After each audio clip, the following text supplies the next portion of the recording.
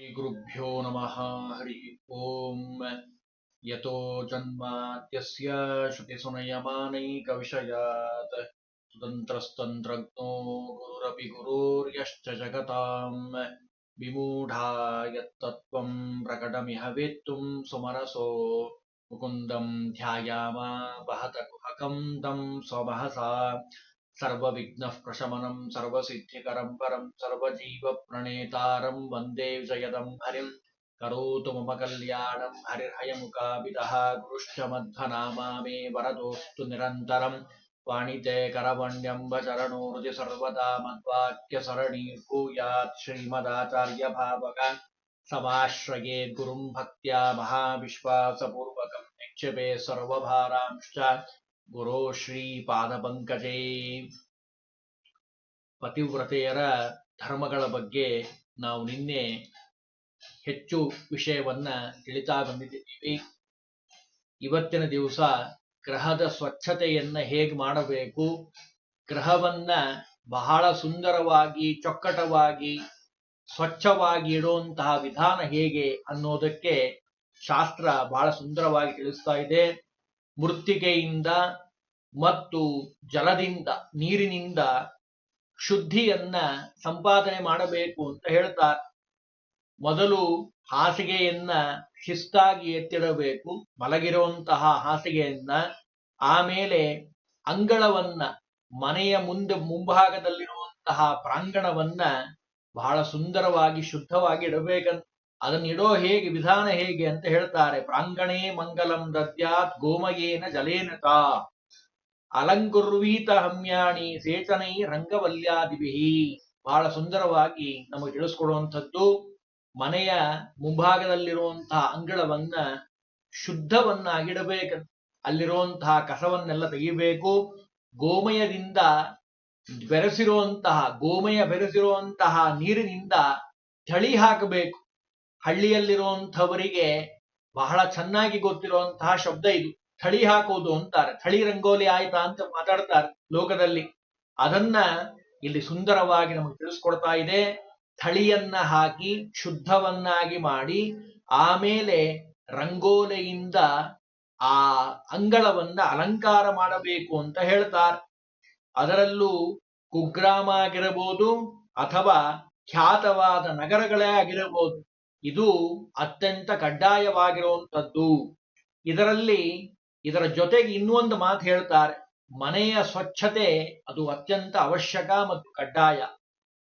ಮನೆಯ ಮುಂಭಾಗವನ್ನ ಸ್ವಚ್ಛ ಮಾಡಿದ ನಂತರ ಮೊದಲು ಮಾಡಬೇಕಾಗಿರುವಂತಹ ಕೆಲಸ ಹೊಸ್ತಿಲಿನ ಪೂಜೆಯನ್ನ ಮಾಡಬೇಕು ಅಂತ ಹೇಳ್ತಾರೆ. ಭವಿಷ್ಯೋತ್ತರ ಪುರಾಣದಲ್ಲಿ ಒಂದೆರಡು ಶ್ಲೋಕಗಳನ್ನು ತಿಳಿಸ್ತಾರೆ. ಪ್ರಾತಃ ಕಾಲೇ ಸ್ತ್ರೀಯಾ ಕಾರ್ಯಂ ಗೋಮಯೇನಾನುಲೇಪನಂ ಪ್ರತ್ಯಹಂ ಸಡನೆ ತಸ್ಮಾನ್ ನೇವ ದುಃಖಾನಿ ಪಶ್ಯತಿ. ಬಹಳ ಸುಂದರವಾಗಿ ನಮಗೆ ಭವಿಷ್ಯೋತ್ತರ ಪುರಾಣ ತಿಳಿಸಿ ಹೇಳ್ತಾ ಇದೆ. ಅಶೂನ್ಯ ದೆಹಲಿ ಕಾರ್ಯ. ದೆಹಲಿ ಅಂದ್ರೆ ಹೊಸ್ತಿಲು.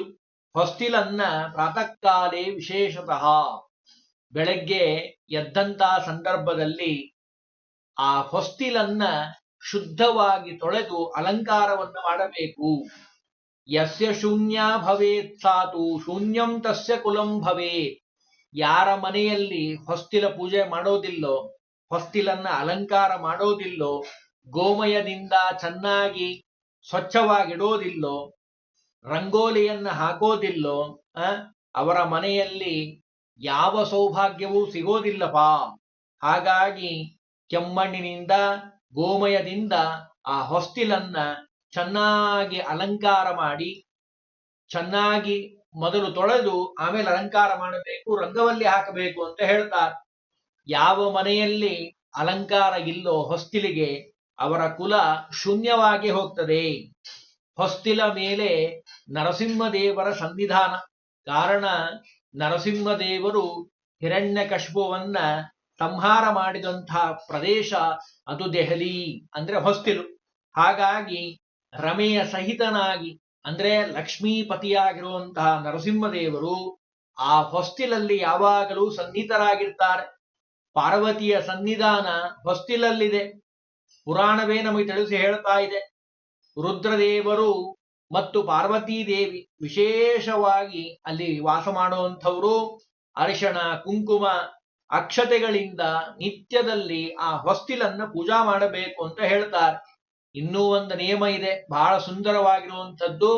ಇದನ್ನ ನಾವು ದೇವಸ್ಥಾನದಲ್ಲಿ ಮಾತ್ರ ಇವತ್ತು ಕಾಣ್ತಾ ಇದ್ದೀವಿ, ಆದ್ರೆ ಮನೆಯಲ್ಲೂ ಆ ನಿಯಮವನ್ನ ಪಾಲನೆ ಮಾಡಬೇಕು ಅಂತ ಹೇಳ್ತಾರೆ. ದುಂಬರೇ ವಸೇ ನಿತ್ಯಂ ಭವಾನಿ ಸರ್ವದೇವತಾ, ಎಲ್ಲ ದೇವತೆಗಳು ಪರಮಾತ್ಮ ಅಲ್ಲಿ ಸನ್ನಿಧನಾಗಿರ್ತಾನೆ. ಪಾದಸ್ಯ ಸ್ಪರ್ಶನಂ ತತ್ರ ಅಸಂಪೂಜ್ಯ ಚ ಲಂಘನಂ. ಎಷ್ಟೋ ಜನ ಇವತ್ತು ದೇವಸ್ಥಾನದಲ್ಲಿ ಹೋಗಬೇಕಾದ್ರೆ ನೀವು ನೋಡಿರ್ಬೋದು, ಹೊಸ್ತಿಲಿಗೆ ಮುಟ್ಟಿ ನಮಸ್ಕಾರ ಮಾಡಿ ಒಳಗೆ ಹೋಗ್ತಾರೆ. ಅದು ನಿತ್ಯದಲ್ಲಿ ಮನೆಯಲ್ಲೇ ಮಾಡಬೇಕು ಅಂತ ಹೇಳ್ತಾರೆ, ಆದ್ರೆ ನಾವು ಅದನ್ನು ಬಿಟ್ಬಿಟ್ಟಿದ್ದೀವಿ. ಆಧುನಿಕತೆ ಮಾರು ಹೋಗಿ ಎಲ್ಲ ಬಿಡ್ತಾ ಇದ್ದೀವಿ. ಅದನ್ನ ಶಾಸ್ತ್ರ ನಮಗೆ ತಿಳಿಸಿಕೊಡುತ್ತದೆ.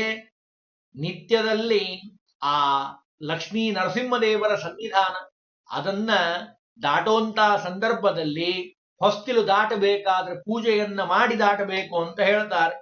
ಅದು ದೇವಸ್ಥಾನದಲ್ಲಿದೆ, ಅದು ಮನೆಯಲ್ಲೂ ನಿತ್ಯದಲ್ಲಿ ಮಾಡಬೇಕು. ಇದರಿಂದ ಎಲ್ಲ ರೀತಿಯ ಸೌಖ್ಯ ಆ ಕುಟುಂಬದವರಿಗೆ ಆಗುವಂಥದ್ದಪ್ಪ.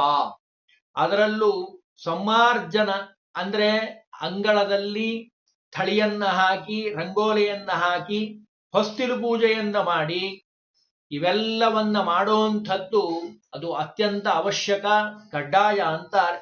ಬ್ರಹ್ಮಾಂಡ ಪುರಾಣ ನಮಗೊಂದು ಮಾತು ಹೇಳ್ತದೆ, ಶನೈಹಿ ಸಮ್ಮಾರ್ಜನಂ ಕುರ್ಯ ಮಾರ್ಜನ್ಯಾಮೃತ ಕೂರ್ಚಯ ಪಶ್ಯನ್ ಪರಿಹರಂ ಜಂತು ಚಂದ್ರಾಯಣ ಫಲಂ ಲಭೇ. ನಿಧಾನವಾಗಿ ಕಸ ಗುಡಿಸಬೇಕು. ಕಸ ಗುಡಿಸಬೇಕಾದ್ರೆ ಬೇಗ ಬೇಗ ಬೇಗ ಬೇಗ ಗುಡಿಸ್ಕೊಂಡು ಹೋಗ್ಬಿಡ್ತಾರೆ. ಹಾಗಲ್ಲ, ಸ್ವಚ್ಛವಾಗಿ ಎಲ್ಲವನ್ನ ಕಸ ಗುಡಿಸಬೇಕು. ಮೃದುವಾದ ಕಸಬರಿಗೆಯಿಂದ ಆ ನೆಲವನ್ನ ಓರ್ಣವಗೊಳಿಸಬೇಕು. ಆಮೇಲೆ ಅಲ್ಲಿರುವಂತಹ ಜಂತುಗಳೇನಾದ್ರೂ ಇದ್ರೆ ಅದನ್ನ ಹೋಗ್ಲು ಬಿಡಬೇಕು, ಸ್ವಚ್ಛ ಮಾಡಬೇಕು. ಕಸದ ಜೊತೆಗೆ ಜಂತುಗಳನ್ನೂ ಸಹಿತ ಮುಂದೂಡ್ಲಿಕ್ಕೆ ಹೋಗಬಾರ್ದಪ್ಪ. ಇದರಿಂದ ಚಾಂದ್ರಾಯಣ ವ್ರತ ಮಾಡಿದಂತ ಫಲ ಬರ್ತದೆ ಅಂತಾರೆ. ಅಂದ್ರೆ ಮಾಡುವಂತಹ ಕಸ ಗುಡಿಸುವಂತಹ ಕೆಲಸವೇ ಆದ್ರೂ ಅದನ್ನ ಶ್ರದ್ಧಾ ಭಕ್ತಿಯಿಂದ ಮಾಡಿದ್ದೇ ಆದ್ರೆ, ಭಗವಂತ ನಿನ್ನ ಮನೆ ಇದು, ನಾವು ಆ ಭಾವನೆ ಇಟ್ಕೊಂಡೇ ಇಲ್ಲ, ನಮ್ಮನೆ ನನ್ನ ಮನೆ ಅಂತಾನೆ ನಾವು ಅಂತೀವಿ. ಅದಕ್ಕೆ ನಮಗೆಲ್ಲ ತೊಂದರೆಗಳು ಕಷ್ಟಗಳು ಅವಾಗವಾಗ ಬರ್ತಾ ಇರ್ತಾವೆ. ದೇವರು ಎಚ್ಚರಿಕೆ ಕೊಡ್ತಾನೆ, ಇದು ನಿಂದಲ್ಲ ಮನೆ, ಇದು ನಂದು. ಆ ಭಾವನೆ ನಮಗಿರಬೇಕು. ಆ ಭಾವನೆಯಿಂದಲೇ ಮನೆಯನ್ನ ಶುದ್ಧವಾಗಿಡಬೇಕು. ದೇವರ ಮನೆ ಇದು, ದೇವತೆಗಳ ಮನೆ, ಎಲ್ಲ ಗುರು ಹಿರಿಯರು ಒಂದು ವಾಸ ಮಾಡುವಂತಹ ಮನೆ. ಆ ಭಾವನೆಯಿಂದ ಮಾಡಿದ್ದೇ ಆದ್ರೆ ಅದಕ್ಕೆ ಶಾಸ್ತ್ರ ಹೇಳ್ತದೆ, ಅಗ್ನಿಷ್ಟೋಮಂತು ಪಕ್ಷೇಣ ವಾಜಪೇಯಂತು ಮಾಸತಃ. ಎಷ್ಟು ಸುಂದರವಾಗಿ ಹೇಳ್ತಾರೆ ನೋಡಿ. ಅಂದ್ರೆ ಕಸ ಹೊಡೆಯೋದಿದೆ ಅಲ್ಲ, ಆ ಕಸ ಹೊಡೆಯೋದರ ಪರಿಮಾಣವನ್ನೂ ಸಹಿತ ಬ್ರಹ್ಮಾಂಡ ಪುರಾಣ ತಿಳಿಸಿ ಹೇಳ್ತದೆ. ದೇವರ ಮನೆಯನ್ನ ಪುರುಷರು ಓರ್ಣವಾಗಿಡಬೇಕು. ದೇವರ ಮನೆಯ ಸ್ವಚ್ಛ ಮಾಡಲಿಕ್ಕೆ ಸತಿ ಮತ್ತು ಪತಿ ಇಬ್ಬರು ಕಲಹ ಮಾಡಬೇಕಂತೆ. ಕಲಹ ಎಲ್ಲಿ ಮಾಡಬೇಕು ಅಂತಾನೆ ಗೊತ್ತಿಲ್ಲ, ಎಲ್ಲ ಕಡೆ ಕಲಹ ಮಾಡ್ತಾರೆ. ಆದ್ರೆ ಶಾಸ್ತ್ರ ಹೇಳ್ತದೆ ಕಸ ಹೊಡೆಯೋದ್ರಲ್ಲಿ ಕಲಹ ಮಾಡಬೇಕಂತ. ಯಾಕೆ? ಪುಣ್ಯ ಜಾಸ್ತಿ ಬರ್ತದಲ್ಲ, ಆ ಪುಣ್ಯದ ಲೋಭ, ಪುಣ್ಯವನ್ನು ಪಡಿಬೇಕು ಅಂತ ಹೇಳಿ ನಾನ್ ಸ್ವಚ್ಛ ಮಾಡ್ತೀನಿ ಅಂತ ಹೇಳಿ ಸತಿಪತಿಯರು ಆ ಕಲಹವನ್ನು ಮಾಡಬೇಕಂತೆ. ಅಷ್ಟು ಆ ಕಲಹ ಅನ್ನೋದು ಪುಣ್ಯ ಸಂಪಾದನೆಗೆ ಅದು ಪರ್ಯವಸಾನ ಆಗಬೇಕು. ಅದು ಬಿಟ್ಟು ವಿರಸ ಆಗ್ಲಿಕ್ಕೆ ಕಾರಣ ಆಗಬಾರ್ದಪ್ಪ. ಶ್ರದ್ಧೆ ಬರಬೇಕು. ಕಸ ಹೊಡೆಯುವಂತಹ ಕೆಲಸ ಆದ್ರೂ ಅದು ಭಗವಂತನ ಪ್ರೀತ್ಯರ್ಥಕವಾಗಿ ನಾವು ಮಾಡ್ತಾ ಇರುವಂತದ್ದು. ಅದಕ್ಕೆ ಹೇಳ್ತಾರೆ, ಅಗ್ನಿಷ್ಟೋಮಂತು ಪಕ್ಷೇಣ ವಾಜಪೇಯಂತು ಮಾಸತಃ ಸಂವತ್ಸರೇಣ ಅಶ್ವಮೇಧಂ ಮಾರ್ಜನಾದ್ ಅಲ್ಪಮಶ್ನುತೆ. ಅಗ್ನಿಷ್ಟ ಹೋಮ ಆಗಿರಬಹುದು, ವಾಜಪೇಯ ಆಗಿರಬಹುದು, ಸಂವತ್ಸರ ಪರ್ಯಂತರವಾಗಿ ಮಾಡುವಂತಹ ಅಶ್ವಮೇಧ ಫಲ ಆಗಿರಬಹುದು, ದೊಡ್ಡ ದೊಡ್ಡ ದೊಡ್ಡ ಯಜ್ಞಗಳು, ಅವೆಲ್ಲವೂ ಆ ಮಾರ್ಜನ ಮಾಡೋದ್ರಿಂದ, ಮನೆಯನ್ನ ಸ್ವಚ್ಛವಾಗಿಡೋದ್ರಿಂದ ಅದು ಬರ್ತಾ ಇದೆ. ಯುಗ ಕೋಟಿ ಶತಂ ದಿವ್ಯಂ ವಿಷ್ಣು ಲೋಕೆ ಮಹೀಯತೆ. ಈ ಲೋಕದಲ್ಲಿ ಇಷ್ಟು ಫಲ ಬರುತ್ತೆ, ಮುಂದೆ ಅವನಿಗೇನಾಗತ್ತೆ, ಒಳ್ಳೆಯ ವಿಷ್ಣು ಲೋಕವನ್ನು ಕುರಿತು ಹೋಗ್ತಾನಪ್ಪ. ಅಗ್ನಿಷ್ಟ ಹೋಮಯಾಗದ ಫಲ ಹೆಸರೇ ಕೇಳಿಲ್ಲ ಎಷ್ಟೋ ಜನ. ಅಗ್ನಿಷ್ಠ ಹೋಮ ಯಾಗ ಅಂತ ಇದೆ, ವಾಜಪೇಯಿ ಯಾಗ ಇದೆ, ವರ್ಷಕ್ಕೆ ಅಶ್ವಮೇಧ ಫಲಪ್ರಾಪ್ತಿಯಾಗ್ತಾ ಇದೆ. ನಿರಂತರವಾಗಿ ಆಲಸ್ಯವನ್ನ ತೊರೆದು ಮನೆಯನ್ನ ಶುದ್ಧವಾಗಿಡುವಂಥವರಿಗೆ ಬರುವಂತಹ ಲಾಭ ಅಂತ ಹೇಳ್ತಾರೆ. ಸ್ಪೃಶಂತಿ ರಶ್ಮಯೋ ಯಸ್ಯ ಗ್ರಹನ್ ಸಂವಾರ್ಜನಾದ್ರತೆ ಭವಂತಿ ವಿಮುಖಾಸ್ತಸ್ಯ ಪಿತರೋ ದೇವಮಾತರಃ. ಸೂರ್ಯೋದಯ, ರಶ್ಮಿ ಅಂದ್ರೆ ಸೂರ್ಯನ ಕಿರಣ. ಆ ಸೂರ್ಯನ ಕಿರಣ ಮನೆಯಲ್ಲಿ ಬೀಳಬೇಕಂತ. ಆ ಬೀಳೋಕ್ಕಿಂತ ಮುಂಚೆ ಇದೆಲ್ಲ ಸ್ವಚ್ಛ ಆಗಿರಬೇಕು ಮನೆಯ ವಾತಾವರಣ. ಇದರಿಂದ ಪಿತೃದೇವತೆಗಳು ಅನುಗ್ರಹ ಮಾಡ್ತಾರೆ. ಇಲ್ಲ ಅಂದ್ರೆ ಪಿತೃದೇವತೆಗಳು ಕುಪಿತರಾಗಿ ಹೋಗ್ತಾರಂತ, ಅನುಗ್ರಹ ಮಾಡೋದೇ ಇಲ್ಲ. ಅದಕ್ಕೆ ಮನೆಯನ್ನ ಯಾವಾಗ್ಲೂ ಸ್ವಚ್ಛವಾಗಿಡಬೇಕಪ್ಪ. ಈ ಹೇಳಿರುವಂತಹ ವಿಧಿವಿಧಾನಗಳೆಲ್ಲ ಕಾಲಕ್ರಮೇಣ ಏನಾಗ್ತಾ ಇದೆ, ಲುಪ್ತವಾಗ್ತಾ ಇದೆ, ಬಿಡ್ತಾ ಇದ್ದಾರೆ. ಎಷ್ಟೋ ಜನ ತಮ್ಮ ಮನಸ್ಸಿಗೆ ಏನ್ ತಿಳಿತದೋ ಅದನ್ನು ಮಾಡ್ಲಿಕ್ಕೆ ಹೊರಟಿದ್ದಾರೆ. ಶಾಸ್ತ್ರ ಹೇಳಿದ್ರ ಬಗ್ಗೆ ಗಮನ ಇಲ್ಲ. ಆದರೆ ಹಿರಿಯರು ಮಾಡಿರುವಂತಹ ಆಚರಣೆಗಳು ಅಂತ ಏನಿದ್ದಾವಲ್ಲ, ಅವೆಲ್ಲವೂ ಭಗವಂತನ ಅನುಗ್ರಹಕ್ಕೆ ಕಾರಣೀಭೂತವಾಗಿರುವಂಥದ್ದು. ಅದು ನಿಮ್ಮ ಆರೋಗ್ಯ ದೃಷ್ಟಿಯಿಂದನೂ ಒಳ್ಳೆಯದು. ಇವತ್ತು ವಿಜ್ಞಾನ ಹೇಳ್ತದೆ 5 ಗಂಟೆಗೆ ಹೇಳ್ರಿ, ಶಾಸ್ತ್ರ ಯಾವತ್ತೋ ಹೇಳಿದೆ. ಆ ಶಾಸ್ತ್ರ ಹೇಳಿದ್ರೆ ನಮಗೆ ಅದರ ಮೇಲೆ ವಿಶ್ವಾಸ ಇಲ್ಲ. ವೈದ್ಯರು ಹೇಳಿದ್ರೆ, ವಿಜ್ಞಾನ ಹೇಳಿದ್ರೆ ನಾವು ಬಹಳ ಉತ್ಸಾಹದಿಂದ ಕೆಲಸ ಮಾಡ್ತಾ ಹೋಗ್ತೀವಿ. ಅದಕ್ಕೆ ಶಾಸ್ತ್ರ ಹೇಳ್ತದೆ, ಕರ್ಮ ಮಾಡೋ ಸಂದರ್ಭದಲ್ಲಿ ಜ್ಞಾನಪೂರ್ವಕವಾಗಿ ಆ ಕಸ ಹೊಡೆಯುವಂತಹ ಕೆಲಸವಿದ್ರೂ ಅದು ಜ್ಞಾನಪೂರ್ವಕವಾಗಿ ಮಾಡಿದ್ದೇ ಆದ್ರೆ ಚಾಂದ್ರಾಯಣ ಶತಫಲ ಬರ್ತಾ ಇದೆ. ಇನ್ನು ನಿರ್ಮಾಲ್ಯ ವಿಸರ್ಜನೆಯನ್ನ ಮಾಡಬೇಕು. ನಿರ್ಮಾಲ್ಯವನ್ನ ವ್ರತಾದಿಗಳಲ್ಲಿ ಉಪಯೋಗಿಸಿರುವಂತಹ ಗೆಜ್ಜೆ ವಸ್ತ್ರ ಆಗಿರಬಹುದು, ಕಂಡಲ್ಲಿ ಹಾಕ್ಲಿಕ್ಕೆ ಹೋಗಬಾರ್ದು. ದೇವರಿಗೆ ಏರಿಸಿರುವಂತಹ ಹೂವಾಗಿರಬಹುದು, ಬಾವಿಯಲ್ಲೋ ಅಥವಾ ಗಿಡದ ಮೂಲದಲ್ಲೋ ಅದನ್ನು ವಿಸರ್ಜನೆ ಮಾಡಬೇಕು. ಅದಕ್ಕೆ ಗೌರವ ಇರಬೇಕು. ಎಲ್ಲಂದ್ರಲ್ಲಿ ಎಸೆದು ಇನ್ನೊಬ್ಬರಿಗೆ ತೊಂದರೆ ಕೊಟ್ಟು ಅವರಿಗೂ ಕಸದ ರಾಶಿಯನ್ನ ಹಾಕಿ ಹಾಗೆಲ್ಲ ಮಾಡ್ಲಿಕ್ಕೆ ಹೋಗ್ಬಾರ್ದಪ್ಪ. ಬಹಳ ಗೌರವಯುತವಾಗಿ ಅದನ್ನು ವಿಸರ್ಜನೆಯನ್ನು ಮಾಡಬೇಕು.